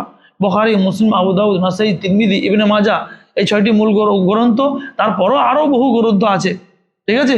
এই সমস্ত গ্রন্থগুলো কি এই কোরআনেরই ব্যাখ্যা, যে এই কোরআনটা কিভাবে কোথায় অ্যাপ্লাই হবে না হবে, এই সমস্ত ব্যাখ্যাটা মহানবী মুহাম্মদুর রাসূলুল্লাহ সাল্লাল্লাহু আলাইহি ওয়াসাল্লাম আমাদেরকে শিখিয়ে গেছেন। কত বছর ধরে শিখিয়েছেন? কম বেশি 23 বছর। 23 বছর যাবত এই কোরআন অবতীর্ণ হয়, ঠিক আছে। 23 বছর, 22 বছর 4 মাস কিছু কম বেশি, 23 বছর ধরে নাও, ঠিক আছে। 23 বছর ধরে নবী আমাদের মাঝে এই দিনের খিদমত করে গেলেন। এই কোরআনটা অবতীর্ণ হলো, আল্লাহ তাকে দিলেন, আবার আল্লাহ তাআলা ব্যাখ্যা তাকে শিখিয়ে দিলেন, ইন্না আলাইনা বায়ানা, এই দলিল মোতাবেক। তাহলে কোরআনের ব্যাখ্যা কি হলো? এই হাদিসের গ্রন্থগুলো। আবার ওই ব্যাখ্যা তো আল্লাহ রাসূল সাল্লাল্লাহু আলাইহি ওয়াসাল্লাম তা মানুষের কাছে 23 বছর মেহনত করে লোকেদের কাছে পৌঁছে দিল। এখন আমাদের কাজ কি? এই কোরআনটাকে ভালো করে জানা, বোঝা, তারপরে কি আমল করা। কোরআন, ওই জন্য সর্বপ্রথম কোরআনের যে আয়াতগুলো আসে কি, ইকরা বিসমি রাব্বিকাল্লাযী খালাক, পড়ো, পড়ো, পড়লে জানতে পারবে, আল্লাহর নাম নিয়ে পড়ো। ইকরা বিসমি রাব্বিকাল্লাযী খালাক, যিনি তোমাদেরকে সৃষ্টি করেছেন তার নাম নিয়ে তোমরা পড়ো। প্রথম কাজ কি? আমাদেরকে জ্ঞান অর্জন করা, নলেজ অর্জন করা। যখন জ্ঞান অর্জন করব, শয়তান আমাদেরকে ধোঁকা দিতে পারবে না।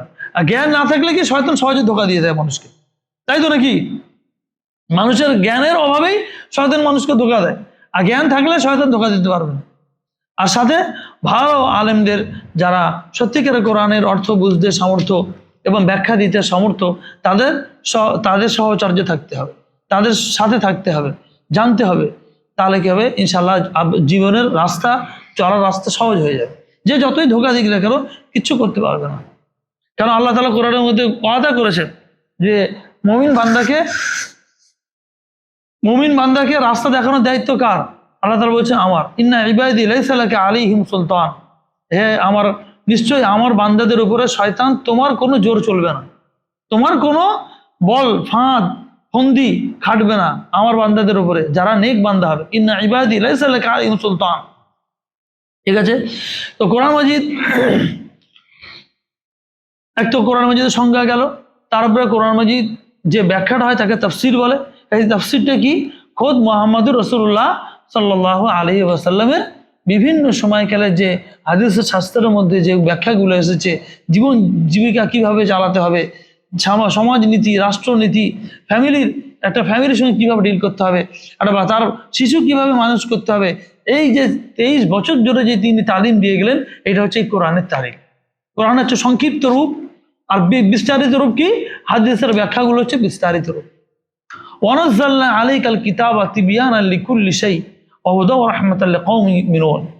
সূরা নাহলের মধ্যে আল্লাহ তাআলা বলছেন যে এই কোরআনের মধ্যে আমি অবতীর্ণ করেছি, আর তিবয়ানাল লিকুল্লি শাই, যার মধ্যে প্রতিটি জিনিস বিশদ বর্ণনা করা আছে, প্রতিটি জিনিস বর্ণনা করা আছে, স্পষ্ট করে বর্ণনা করা আছে, মানে প্রতিটি জিনিসের কিছু না কিছু বর্ণনা দিয়েছে।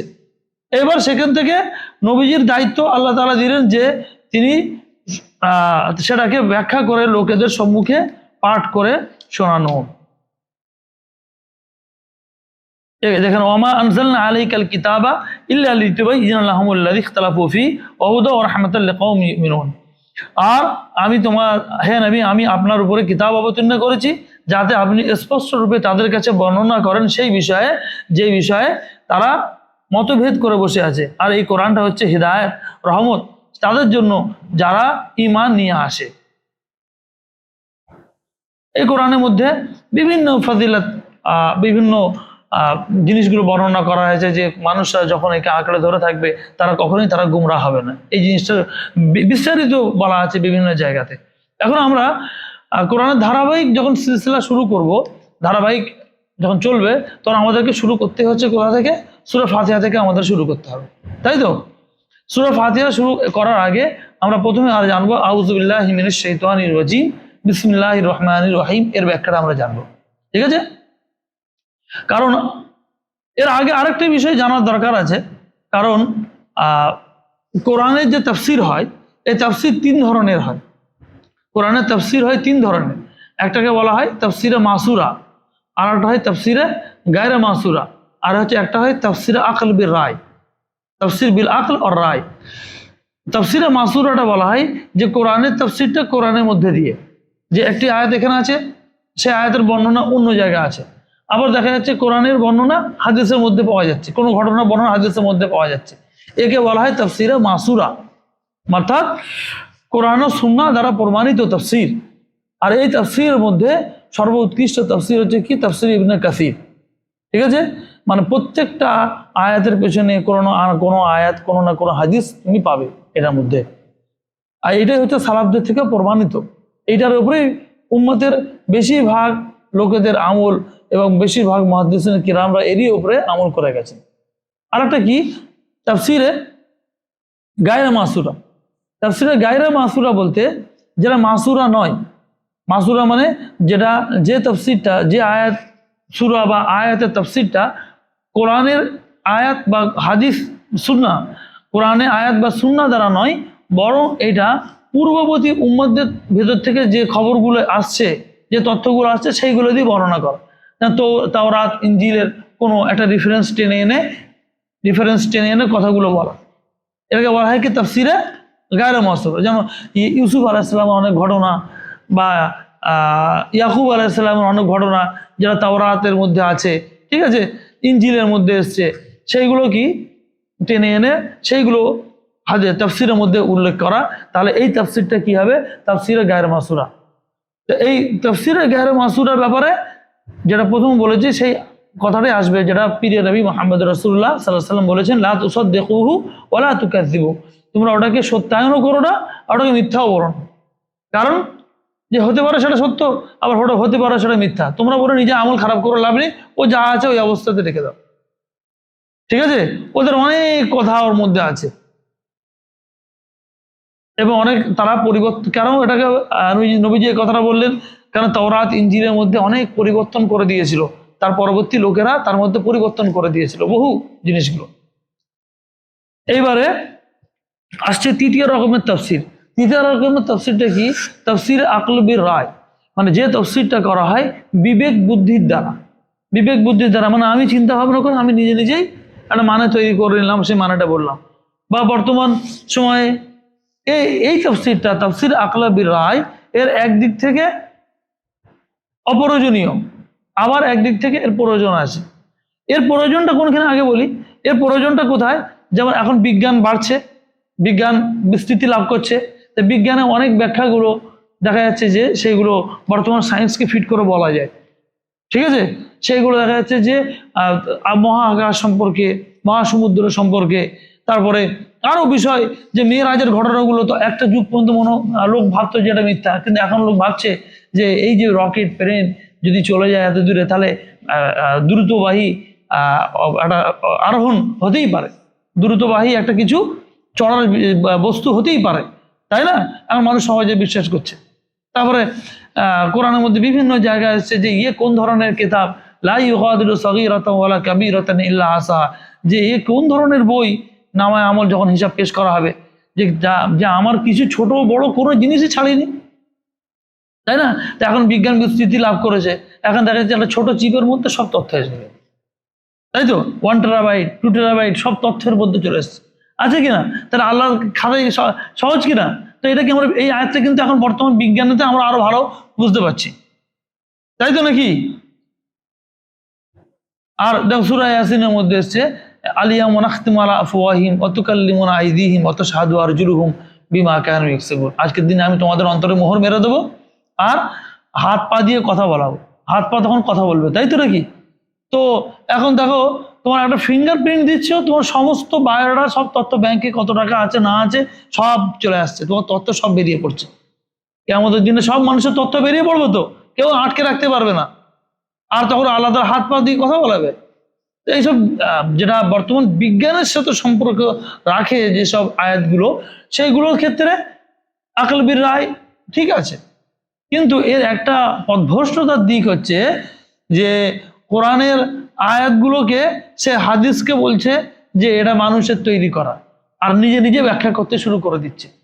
যেমন বাংলাদেশে এই ফিতনা প্রচুর, আমাদের এখানেও এই ফিতনা এসে গেছে। কি আমাকে একজন এসে বলছে যে নামাজ পড়ার কথা কোথায় উল্লেখ আছে, বুঝলে?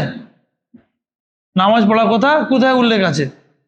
তাহলে এইগুলো সালাত, সালাত মানে যে ওইরকম নামাজ পড়তে হবে কোথায় আছে? কোরআনে তো কোথাও নেই। তার মানে ও বলতে যাচ্ছে যে 5 ওয়াক্ত নামাজ যেভাবে আমরা পড়ি এটা কোরআনে নেই, এটা পড়তে হবে না। কথা বুঝলে? নামাজের কথা খালি কোরআনে বলা আছে, কিন্তু নামাজের যে তরিকা, যে পদ্ধতি, সেটা কে বলেছে? আমাদের প্রিয় নবী মুহাম্মদ রাসূলুল্লাহ সাল্লাল্লাহু আলাইহি ওয়াসাল্লাম শিখিয়েছে। কিন্তু এই যে দলটা বেরিয়েছে, এই দলটা তারা বলতে যাচ্ছে যে নামাজ পড়ার দরকার নেই। নামাজ মানে কি? তাহলে ওদের কাছে নামাজ মানে, ওরা নিজে থেকে ব্যাখ্যা করছে, নামাজ মানে হচ্ছে প্রত্যেক ভালো কাজ, মানুষের সাথে ভালাই করো, এইটাই হচ্ছে কি নামাজ। আমাকে বলছে একদিন, একদম বাস্তব কথা। তো কি বলবো, হাসবো না কাঁদবো? তাকে বললাম, ভাই ঠিক আছে, তোমার ইমান তোমার মোবারক, তোমার তফসির তোমার মোবারক, আর কি বলবো? কে এই ধরনের মূর্খের সাথে কি ঝগড়া করতে যাবে? আচ্ছা, এই হিজবুত তৌহিদ দেখেছো তো, বাংলাদেশে হিজবুত তৌহিদ, এই গ্রুপগুলোই তারা কোরআনকে নিজের মতো করে ব্যাখ্যা করছে। তোমার নিজের ব্যাখ্যাটা চলবে, আর পীরে নবী মুহাম্মদ রাসূলুল্লাহ সাল্লাল্লাহু আলাইহি ওয়াসাল্লামের ব্যাখ্যাটা চলবে না। সেটাকে বলছে তুমি কাল্পনিক, তুমি কোন সব মহাপণ্ডিত হয়ে গেল, তোমার ব্যাখ্যাটা 100% ঠিক হয়ে গেল, হ্যাঁ কি না? কোরআনের অর্থ বুঝতে গেলে কোরআনে এক একটা জায়গায় এক একটা অর্থ হয়, একই শব্দের বিভিন্ন রকম অর্থ হয়। যে ইন্নাস সালাতা তানহা আনিল ফাহশাই ওয়াল মুনকার, যে নামাজ তানহা আনিল ফাহশাই ওয়াল মুনকার, নোংরামি অশ্লীলতা থেকে দূরে রাখে নামাজ। এখানে ওই নামাজ যেটা আমরা 5 ওয়াক্ত সালাত আদায় করি, ঠিক আছে? সূরা তাওবাতে একটা শব্দ আছে সালাত শব্দ, ইন্না সালাতাকা সাকানুল লাহুম। হে নবী, আপনি দোয়া করুন আপনার সাথীদের জন্য যারা জাকাত টাকাত দেয়। ইন্না সালাতাকা সাকানুল লাহুম, কারণ আপনার দোয়া করা তাদের জন্য শান্তি নিয়ে আসবে। তাহলে এখানে সালাত মানে কি? শান্তি। সালাত মানে এখানে শান্তি। আবার দেখো, ইন্নাল্লাহা ওয়া মালাইকাতাহু ইউসাল্লুনা আলান নবী, যে আল্লাহ এবং তার, ইন্নাল্লাহা ওয়া মালাইকাতাহু, আল্লাহ এবং তার ফেরেশতারা কি করে? ইউসাল্লুনা আলান নবী মানে কি? তার নবীর প্রতি কি পড়ে? দরুদ পড়ে। তাহলে তুমি এখানে কেন এই মানা করবে যে আল্লাহ এবং তার ফেরেশতারা নবীর নামে নামাজ পড়ে? এ কথা বলতে পারবে? আল্লাহ এবং তার ফেরেশতারা নবীর নামে, নবীর জন্য কি দোয়া করে? বরকত পাঠায় আল্লাহ তাআলা, তাই তো? আল্লাহ তরফ থেকে সব আসে। তো দেখো, একই শব্দ 3 জায়গায় 3 অর্থ, এবং তোমাকে ভুরিয়ে আমি দেখাতে পারবো ইনশাআল্লাহ কোরআনের মধ্যে একই শব্দের কয়েক রকম অর্থ হয়। যে মালিকি ইয়াউমিদ্দিন, এই দিনটা আসবে, দেখে ওই দিনের আবার 3 জায়গায় 3টে অর্থ আছে। এক জায়গায় ধর্ম মানে, এক জায়গায় দিন মানে হচ্ছে কি ফলাফল, ঠিক আছে? আর আলিয়াউমা আকমালতু লাকুম দীনাকুম, আমি আগে তোমার ধর্মকে পুরো করে দিলাম, সেখানে এই বিচার দিবস নয়। মানে একই শব্দের বিভিন্ন রকম অর্থ। তো এই কোরআন মাজিদকে বুঝতে গেলে সর্বোপরি যে উপায়, সেটা হচ্ছে কোরআন মাজিদকে গ্রামার সহকারে তার অর্থ শব্দ বুঝে পড়া।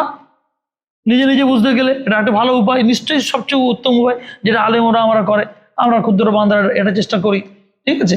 আর দ্বিতীয় স্তর হচ্ছে কি, কোরআন মাজিদকে বোঝার যে ভালো কোনো আলেম সে লিখে গেছে, সুন্দর তাফসির লিখে গেছে, তাফসিরে মাসুরা লিখে গেছে। তাফসিরে মাসুরা মানে কোরআনের ব্যাখ্যা কোরআন এবং সুন্নাহ থেকে এবং সাহাবা কেরামদের বর্ণনা থেকে, একে বলা হয় তাফসিরে কি মাসুরা, যেটা প্রথম ভাগ যেটা বলেছি, ঠিক আছে?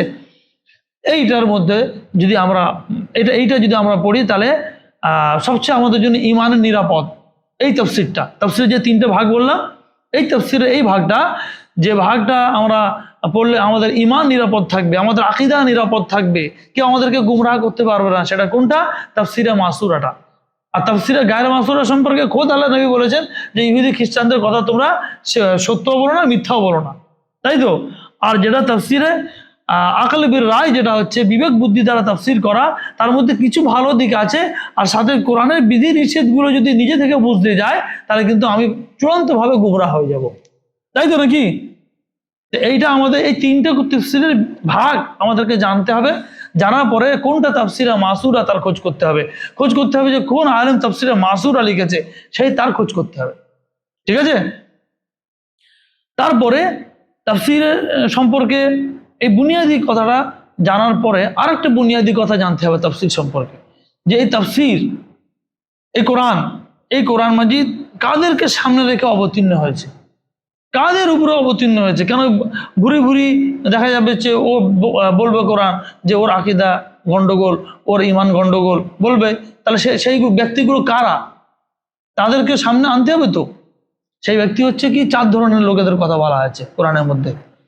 যে এটা হচ্ছে কাফির মুশরিক, আল্লাহকে কাফির অস্বীকার করে, আর মুশরিক কি করে, পার্সিয়াল অস্বীকার করে। সে মনে করে যে কিছু ক্ষেত্রে আল্লাহ তাআলার কেউ শরীক আছে, সে কাজগুলো করে দেয়, তারপর আল্লাহকে পার্সিয়াল অস্বীকার করা। তো কাফির মুশরিক হচ্ছে প্রথম, যে আল্লাহ তাআলা কোরআনের মধ্যে, আর কোরআনের মধ্যে কাফির মুশরিকদের একটা সম্প্রদায়, তাদের সম্পর্কে তো অনেক আয়াত এনেছে। তারপরে কি, মুনাফিক সম্প্রদায়, মুনাফিকদের সম্পর্কে আয়াত এনেছে, যে এই কিছু লোক এমন হবে, সামনে এক কথা বলবে আর পিছনে এক কথা বলবে, এই একটা সম্প্রদায় হবে। হে নবী, আপনার মজলিসে বসবে কিন্তু আপনার পিছনে গিয়ে শত্রুতা করবে, মুনাফিকরা। আর তৃতীয় সম্প্রদায় কি, ইহুদি। আর চতুর্থ সম্প্রদায় কি, খ্রিস্টান। ইহুদি, তারা কি কোরআন, তারা তাওরাতের মধ্যে পরিবর্তন সাধন করেছে, তাদের বিভিন্ন রকম গুমরাহি ছিল, তারা মানুষকে ধরে ধরে হত্যা করতো। কাদেরকে, নবীদেরকে। ইয়াকতুলুন নাবিয়্যিনা বিগাইরিল হক, ঠিক আছে। আর নাসারা, খ্রিস্টানদের গুমরাহি। আর এই খ্রিস্টান যারা ঈসা ইবনে মারিয়ামকে, ঈসা আলাইহিস সালামকে এবং ঈসা আলাইহিস সালামের মা মারিয়ামকে আল্লাহ তাআলা একজনকে আল্লাহর স্ত্রী এবং একজনকে আল্লাহর পুত্র বানিয়ে দিয়েছিল, তাই তো। তো ইহুদি, খ্রিস্টান, আর তৃতীয় হচ্ছে মুনাফিক, আর চতুর্থ হচ্ছে কাফির মুশরিক। এই 4টে সম্প্রদায়ের উপরে কোরআন অবতীর্ণ হয়েছে। এই 4টে সম্প্রদায়ের ভ্রান্ত আকিদাকে তুলে ধরে মানুষের সামনে বর্ণনা করার জন্যই আমাদের প্রিয় নবী মুহাম্মদ রাসূলুল্লাহ সাল্লাল্লাহু আলাইহি ওয়াসাল্লাম এসেছেন। আর নাহলে এর আগে তো নবী এসেছিল। আমাদের নবীর আগে কোন নবী ছিল? ঈসা আলাইহিস সালাম। তারপরে কোন কিতাব এসছে? ইনজিল। তার আগে মুসা আলাইহিস সালাম, তারপরে তাওরাত এসছে, তাই তো। তো একটা নবীর পর একটা নবী কেন আসে? এই জন্য যে এই একটা নবীর পরে তার উম্মতরা কি গুমরাহির শিকার হয়ে যায়, পথভ্রষ্টতার শিকার হয়ে যায়। তাই জন্য আল্লাহ তাআলা আবার নবী পাঠান, আবার কি করেন, তাকে একটা ধর্মগ্রন্থ দেন। কিন্তু আমাদের নবীর পরে আর কোনো নবী আসবে না, আর আমাদের এই কোরআনের পরে আর কোনো আসমানি গ্রন্থ আসবে না। কারণ এর মধ্যে আল্লাহ তাআলা সবকিছু বলে দিয়েছেন, এর মধ্যে আল্লাহ তাআলা কিছু বাদ রাখেন। তাই জন্য মানুষকে কোরআনের এই বিষয়গুলো, কোরআনের এই তাফসীরের বিভাগটা, তারপরে কোরআন কাদের উপর অবতীর্ণ হয়েছিল, এইটা আমরা যখন জানতে পারবো, তখন আমাদের কোরআন বোঝা সহজ হয়ে যাবে, বুঝলো তো। এবার আমরা আসছি, আউযু বিল্লাহি মিনাশ শাইতানির রাজিম, বিসমিল্লাহির রহমানির রহিম। আমরা পড়ি তো কোরআন তেলাওয়াতের আগে, আউযু বিল্লাহি মিনাশ শাইতানির রাজিম, বিসমিল্লাহির রহমানির রহিম পড়ি। আউযু বিল্লাহি মিনাশ শাইতানির রাজিম, তাই তো।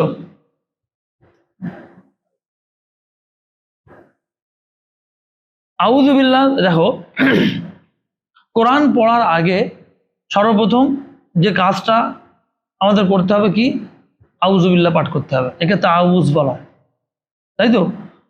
কারণ এটা কোরআনের মধ্যে আল্লাহ তাআলা সূরা নাহলের আয়াত নম্বর 58 আল্লাহ তাআলা বলেছেন, ইযা ক্রাআতাল কুরআনা ফাস্তাইয বিল্লাহি মিনাশ শাইতানির রাজিম। যখন তোমরা কোরআন পাঠ করবে, তখন তোমরা কি করবে, শয়তানের কাছ থেকে আশ্রয় কামনা করবে। কার কাছে? আল্লাহর কাছে। আল্লাহর কাছে আশ্রয় কামনা করবে, আর কার থেকে? শয়তানের থেকে, তাই তো। আউযু বিল্লাহ বলা, এটা একটা বিরাট, আউযু বিল্লাহি মিনাশ শাইতানির রাজিম এটা পাঠ করা, এটা কোরআনের একটা অন্যতম বিধান, যে কোরআন পড়ার আগে শয়তানের কাছ থেকে পানাহ চাইতে হবে, আল্লাহর কাছে পানাহ চাইতে হবে শয়তানের থেকে। আল্লাহ শব্দের ব্যাখ্যাটা আমরা পরে আসছি, যেহেতু আলহামদুলিল্লাহি রব্বিল আলামিন ওখানে আল্লাহ আছে, ওইখানে ওটা বলবো। আর এখন শয়তানির রাজিম, আউযুবিল্লাহি মিনাশ শাইতানির রাজিম, এইটা আমরা বুঝবো।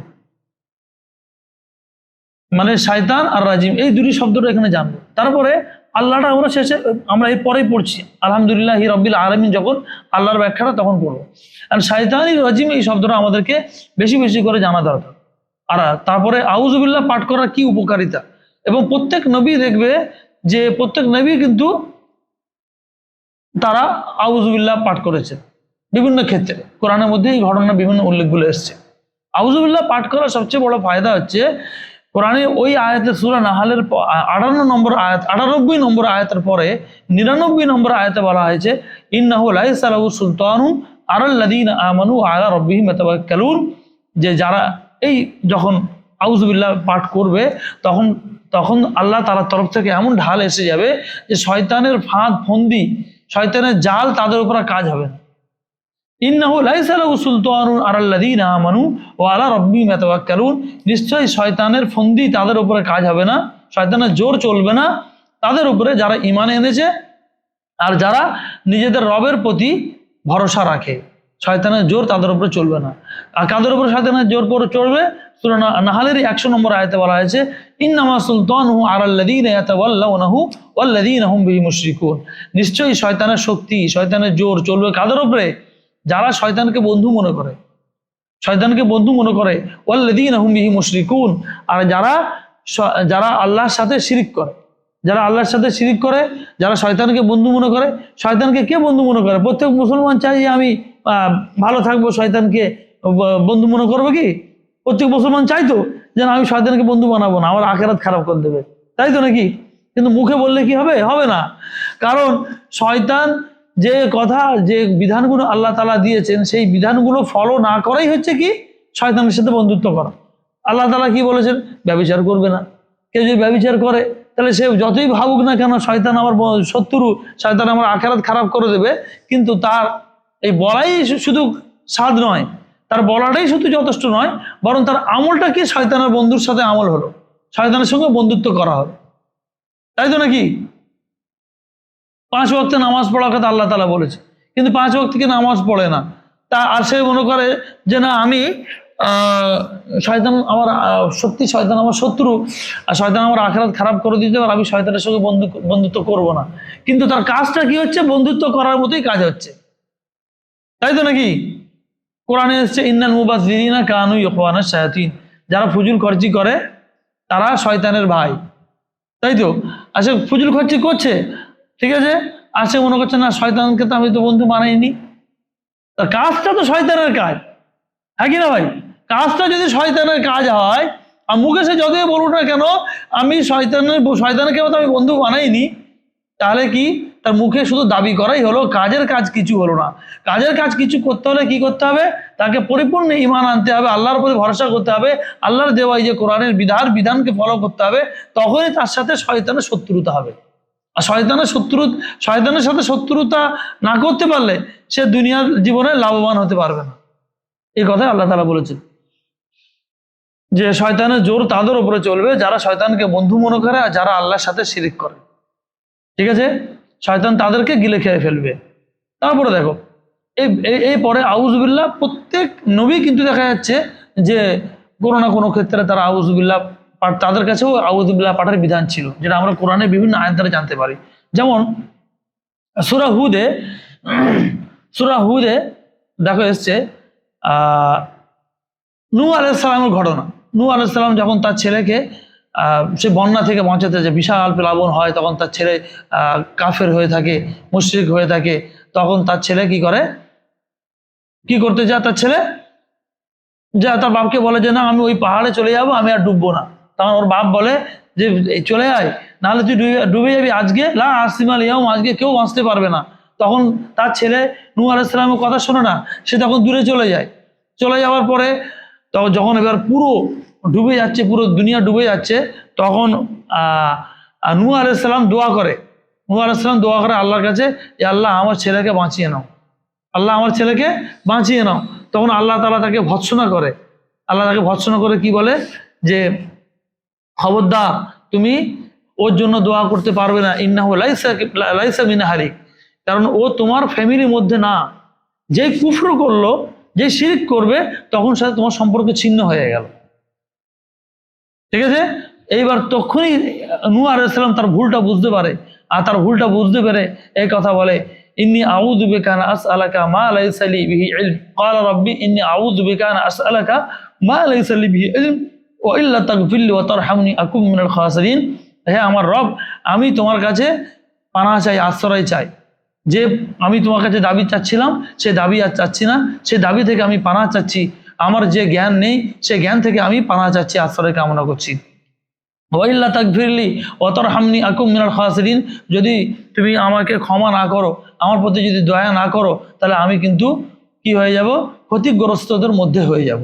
দেখো এখানে নূহ আলাইহিস সালাম আল্লাহর কাছে কি চাইলো, পানাহ চাইলো, আউযুবি, ঠিক আছে, আউযু বিকা আন আসআলাকা, এখানে নূহ আলাইহিস সালামের ঘটনা আসছে। তারপর ইউসুফ আলাইহিস সালামের ঘটনা আসছে সূরা ইউসুফের 23 নম্বর আয়াতে। এখানে যখন জুলাইখা তাকে ব্যভিচারের প্রলোভন দেখে, ব্যভিচার করতে চায়, তখন এই কথাটা ইউসুফ আলাইহিস সালাম বলে, ক্বালা মাআযাল্লাহি ইন্নাহু রাব্বি আহসানা মাসওয়াই, আল্লাহর আশ্রয় কামনা করছি, তিনি আমাকে উত্তম ঠিকানা দেবেন। তখন দেখো তিনিও আল্লাহর কাছে আশ্রয় চেয়েছিল। এইভাবে আরো আয়াত এখানে, যেমন সূরা বাকারাতে 67 নম্বর আয়াতে মুসা আলাইহিস সালামের ঘটনা আছে। যখন মুসা আলাইহিস সালামের জামানাতে একজনকে কি হত্যা করে দেয় জানতে পারা যায় না, তখন মুসা আলাইহিস সালাম আল্লাহর ওহী নিয়ে বলে, আল্লাহর কাছে জানতে পারে, আল্লাহ তাআলা ফেরেশতা হুকুম দেয় যে ওদেরকে একটা কোরবানি করে রক্তকে ছিটাতে বলুন, সে মৃত্যুর উপরে, তাহলে মৃত্যু জীবিত হয়ে তার বলবে। যেই তাদেরকে এই গাভী জবাই করার কথা বলে, গাই জবাই করার কথা বলে, তখন মুসা আলাইহিস সালামের কওম কি বলে, তাকে বলে যে তুমি আমার সাথে কি, হে মুসা, আপনি কি আমাদের সাথে মজা করছেন? আদাব তাখদিনা হুজুয়া, আমাদের সাথে কি মজা করছেন? তখন মুসা আলাইহিস সালাম এই কথা বলে, ওয়াইদ ক্বালা মুসা লিকওমিহি ইন্নাল্লাহা ইয়া'মুরুকুম আন তাযবাহু বাকারা ক্বালু আতাত্তাখিযুনা হুজুয়া ক্বালা আউযু বিল্লাহি আন আকুনা মিনাল জাহিলিন। মুসা আলাইহিস সালাম তাদেরকে বলে যে তোমরা একটি গরু কোরবানি করো, আর গরু কোরবানি করে তার রক্তটা, এটা বিধানটা দিয়ে দিলে, পুরো এর তাফসীরের ব্যাখ্যাতে পুরো আছে, এখানে একটুখানি টেক্সটে একটুখানি উল্লেখ আছে। তখন তাদের লোকেরা বলল, আতাত্তাখিযুনা হুজুয়া, আপনি কি আমাদের সাথে মজা করছেন? তারপরে মুসা আলাইহিস সালাম এই কথা বলে, আউযু বিল্লাহি আন আকুনা মিনাল জাহিলিন, আল্লাহ তাআলার আশ্রয় চাই যে আমি মূর্খদের মধ্যে যেন না হয়ে যায়। আল্লাহ তাআলা আশ্রয় চায় মূর্খদের মধ্যে হওয়া থেকে। ঠিক আছে, কেন এর মুসা আলাইহিস সালামের কম ছিল, বড্ড পাজি কম ছিল, তারা মুসা আলাইহিস সালামকে খুবই পরেশান করতো, নানান প্রশ্ন করতো, নানান সময় নানান বিপাকে ফেলার চেষ্টা করতো। এখানে একটা আল্লাহর বিধান তিনি বলছে, আর তার সাথে মজা, তারা বলছে যে আপনি আমাদের সাথে মজা করছেন। আর তাই জন্য তিনি আল্লাহর কাছে আশ্রয় কামনা করলেন যে আপনি আমাদেরকে, যে আমি আল্লাহর কাছে তোমাদের মতো এই অন্যায় অত্যাচার সওয়াল করার থেকে আল্লাহর কাছে পানাহ চাচ্ছি। এই মুসা আলাইহিস সালামের ঘটনা এসছে। তারপরে ইমরান, সূরা আল ইমরানের 36 নম্বর আয়াতে এই কথা এসছে, যখন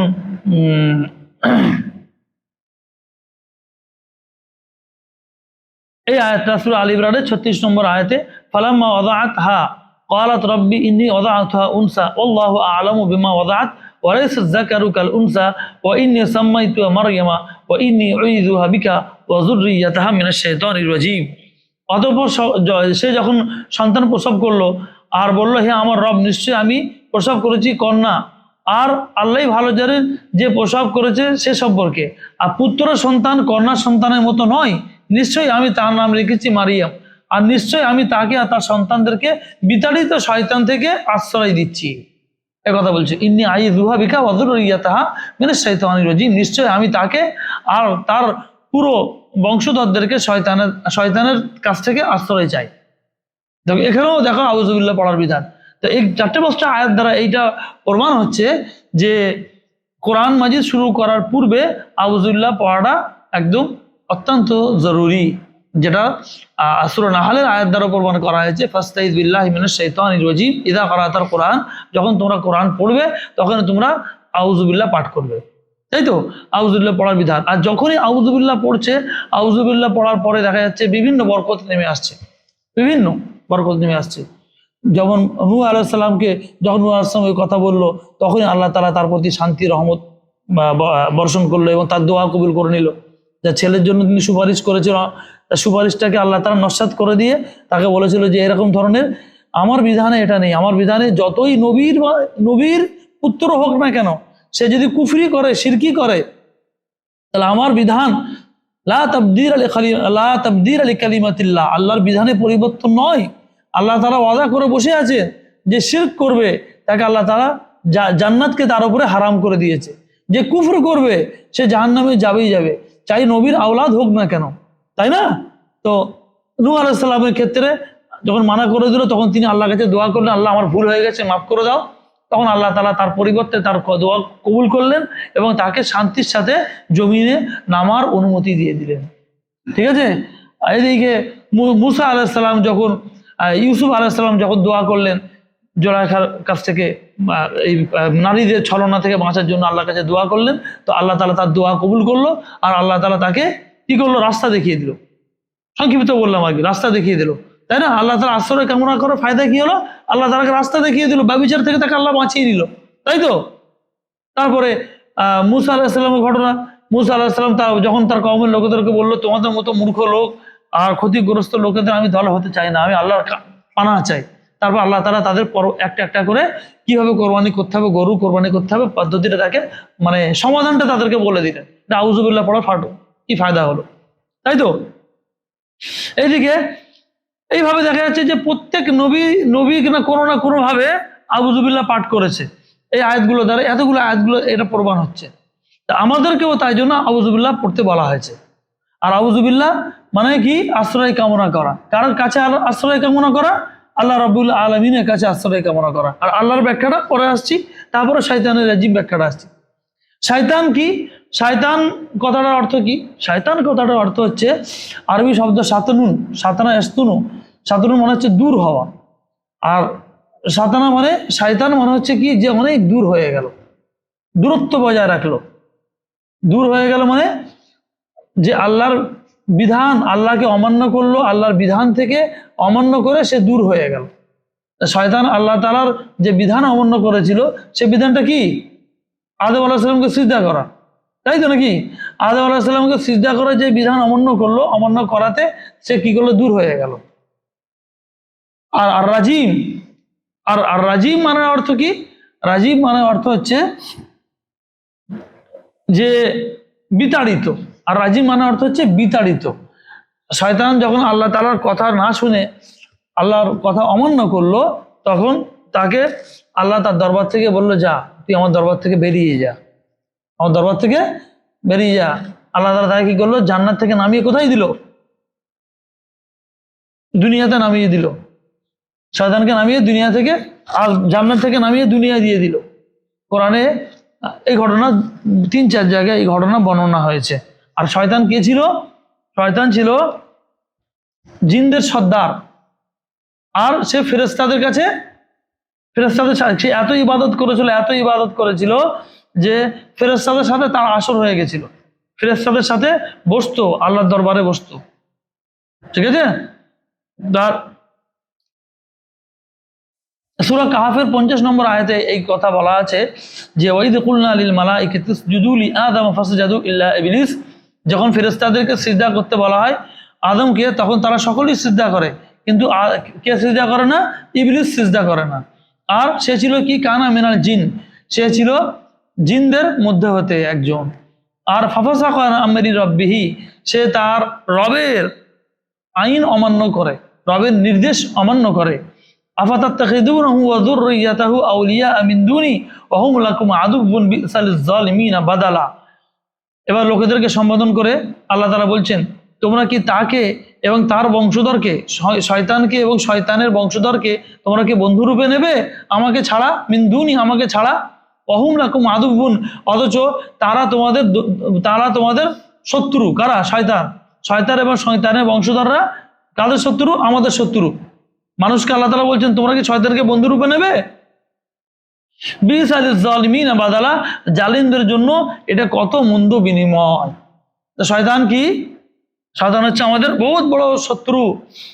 কারণ শয়তান ওখান থেকে জান্নাত থেকে বিতাড়িত হয়ে এসেছে আল্লাহর কাছ থেকে। আচ্ছা, আল্লাহর কাছ থেকে ওয়াদা করে এসছে, আল্লাহ আমাকে, আল্লাহর কাছে 2-3টে জিনিস চেয়ে নিয়েছিল কি, আল্লাহ আমাকে মৃত্যু দেবে না, কখন? কিয়ামত পর্যন্ত মৃত্যু দেবে না। আর আল্লাহকে বলেছিল যে আমি তোমার বান্দাদেরকে গুমরাহ করব, কারণ তো আমি যখন, আমাকে যখন এখান থেকে তাড়িয়ে দিলে আমিও তোমার বান্দাদেরকে গুমরাহ করব, পথভ্রষ্টতার পথে তাদেরকে নিয়ে যাব। আর মুসলিম শরীফের একটু ঘটনা আছে যেখানে বলা হয়েছে যে জাবির রাদিয়াল্লাহু তাআলা আনহু থেকে হাদিসটা আছে, রাসূলুল্লাহ সাল্লাল্লাহু আলাইহি ওয়াসাল্লাম বলেছেন, ইন্না ইবলিসা ইয়াদাউ আরশাহু আলাল মাই সুম্মা ইয়াবআসু সারায়াহু ফাআদনাহুম মিনহু মানজিলাতান আ'যামুহুম ফিতান। ইবলিস তার আরশকে রেখেছে সমুদ্রের উপরে। যখন আল্লাহ তাআলা ওখান থেকে ওকে ছেড়ে দিয়েছে, দুনিয়া নামিয়ে দিয়েছে, তারপর ইবলিস কি করেছে, তার একটা বসার জায়গা আরশ বানিয়েছে, সে আরশটাকে পানির উপরে রেখেছে, সেইখান থেকে সে পুরো তার বংশধরদেরকে পরিচালনা করে। ইবলিস তার পুরো বংশধরদেরকে পরিচালনা করে। আর তারা এবার প্রত্যেক দিন মানুষের মাঝখানে ফিতনা ছড়ানোর জন্য তার দলবলকে পাঠায়। ইয়াবা আসু সারায়াহু, তার দলবলকে পাঠায় মানুষের কাছে ফিতনা ছড়ানোর জন্য। ফাআদনাহুম মিনহুম মানজিলাতান আ'যামুহুম ফিতনা, তাদের মধ্যে যে সবচেয়ে কনিষ্ঠ, সর্বকনিষ্ঠ, সবচেয়ে ছোট, সেই সবচেয়ে বড় ফিতনা হয়। শয়তানের যে চেলা চামুন্ডা, তাদের মধ্যে যে সবচেয়ে ছোট, মুসলিম সাহেব হাদিস আল্লাহ রাসূল বলছেন যে তাদের মধ্যে যে সবচেয়ে ছোট, সে সবচেয়ে বড় ফিতনাবাজ, তার ফিতনা অনেক বড় ফিতনা। তাহলে তাদের মধ্যে যে সবচেয়ে বড় ফিতনাবাজ হবে, তার ফিতনা তাহলে কিরম হবে? তাই জন্য শয়তানের ফিতনা থেকে আল্লাহর কাছে পানাহ চাইতে হবে। তাই জন্য কোরআন পাঠার আগে আমাদেরকে এটা পড়তে হচ্ছে কি, আউযু বিল্লাহি মিনাশ শাইতানির রাজিম, আমি পানাহ চাই, আশ্রয় চাই কার কাছে? আল্লাহর কাছে। মিনাশ শাইতানির রাজিম, শয়তান, বিতাড়িত শয়তান থেকে, বিতাড়িত শয়তান থেকে আমি আল্লাহর কাছে আশ্রয় কামনা করছি।